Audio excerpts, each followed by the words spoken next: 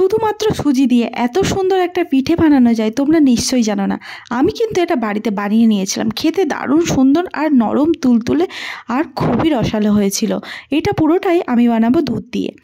তো কিভাবে বানাবো সেটাই শেয়ার করে দিই, আর তোমরা অবশ্যই বাড়িতে বানিও।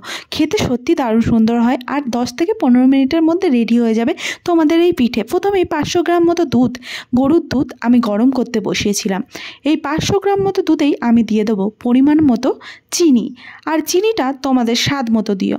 আমি একটা ছোট বাটির প্রায় অর্ধেক চিনি দিয়েছিলাম, বলতে পারো এখানে ওই 50-60 গ্রাম হবে।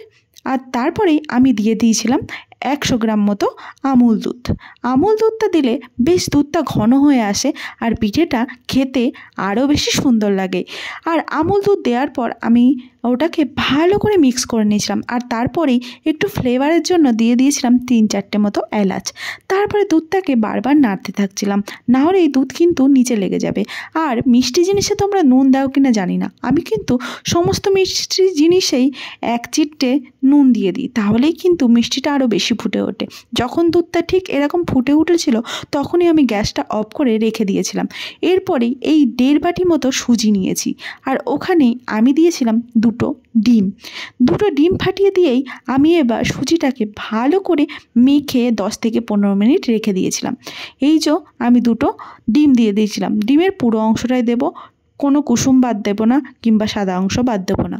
পুরো ডিমটা দেওয়ার পরেই চামচ দিয়ে ভালো করে ওটাকে মিক্স করেছিলাম। আর এই মিক্স করার সময় আমি সামান্য একটু বেকিং পাউডার দিয়ে দেবো, তাহলেই সুজিটা বেশ ছানা ছানা হয়ে আসবে, অর্থাৎ একদম নরম হয়ে আসবে।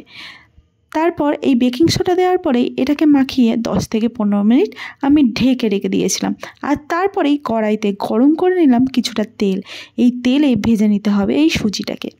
গোল গোল করে সুজির মিশ্রণটাকে দিয়ে আমি বেশ ওলট পালট করে এগুলোকে ভেজে নেব। একদম লো ফ্লেমে ভাজবে, একদম তেল গরম করে ফেলবে না, তাহলেই কিন্তু বাইরেটা লাল হয়ে যাবে, ভেতরটা হবে না। আর লাল লাল হলে খেতে ভালোও লাগবে না, আর পুড়েও যেতে পারে। তাই এই রকম একদম লো ফ্লেমে চামচ দিয়ে বেশ এগুলোকে ওলট পালট করে আমি ভেজে নিয়েছিলাম। বেশ একটু হলুদ হলুদ হয়ে এসেছিলো, খুব একটা লাল লাল নয়, মানে হলুদ হলুদ, মোটামুটি ভাজা হয়ে গেছে। এবার এই পিঠোপিঠ করে আমি এগুলোকে নামিয়ে নেব। প্রত্যেকটা পিঠেকে আমি তুলে নিলাম। না, এগুলো এখনও পিঠে হয়নি, এগুলো এখনও ফ্রাই আছে। এরপরেই এগুলো তৈরি হয়ে যাবে পিঠে। আর ওদিকে যে দুধটা গরম করে রেখেছিলাম, এগুলো দেওয়ার আগে দুধটা অবশ্যই গরম করে নেবে, আর এইগুলো গরম থাকতে থাকতেই দুধে দেবে। ঠান্ডা হয়ে গেলে দুধে দিলে কিন্তু এটা ভালোভাবে ভিজবে না। এইগুলো দেওয়ার আগে আমি দুধটাকে একটু গ্যাসে বসিয়ে দিয়েছি, বেশ একটু গরম হয়ে আসলে দিয়ে দিলাম এই সুজির পিঠেগুলোকে। এরপর এটাকে 2 থেকে 3 ঘন্টা ঢেকে রাখতে হবে, তাহলেই বেশ পিঠেগুলো মজে উঠবে। এরপরেই 2 থেকে 3 ঘন্টা বাদে আমার পিঠেটা কেমন তৈরি হয়েছে তোমরাই দেখে নাও।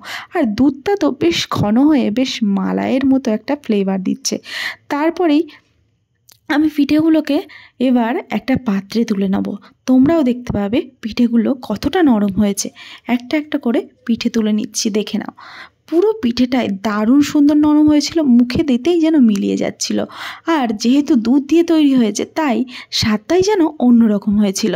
তো তোমরাও এরকম পিঠে বাড়িতে বানিয়ে নিতে পারো। আমি বলছি মোটামুটি 15 থেকে 20 মিনিটের মধ্যে তোমাদের পুরো প্রসেসটা ঠিক হয়ে যাবে।